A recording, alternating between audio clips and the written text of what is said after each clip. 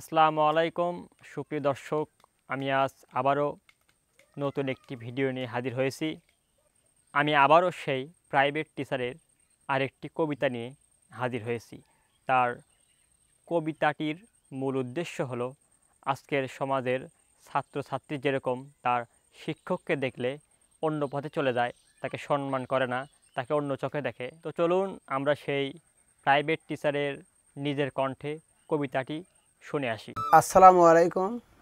আমি মোহাম্মদ সৈয়দ হোসেন, গ্রাম বিশালপুর, বুলাকিপাড়া।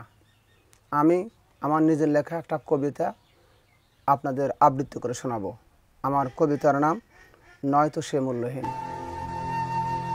শিক্ষা করি যার কাছ থেকে তাকে করি ঘৃণা, পরেই তাকে ভুলে যাই হয় সে অচেনা। শ্রদ্ধা নিবেদন করি না তাকে, ধিক্কার দেই সুযোগ পেলে, দেখলে তার ছায়ামূর্তি অন্যদিকে যায় চলে। কি হবে তাকে সম্মান জানিয়ে, সে যে শুধু শিক্ষক, তার কথা মানব না মোরা, মনে করব সে ভিক্ষক।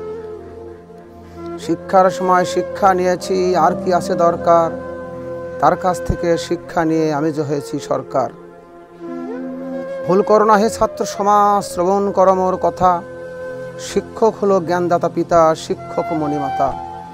শ্রদ্ধা ভক্তি করো হে ছাত্র সমাজ, থাকতে তোমাদের দিন, শিক্ষক হলো সবার গুরুজন, নয়তো সে মূল্যহীন।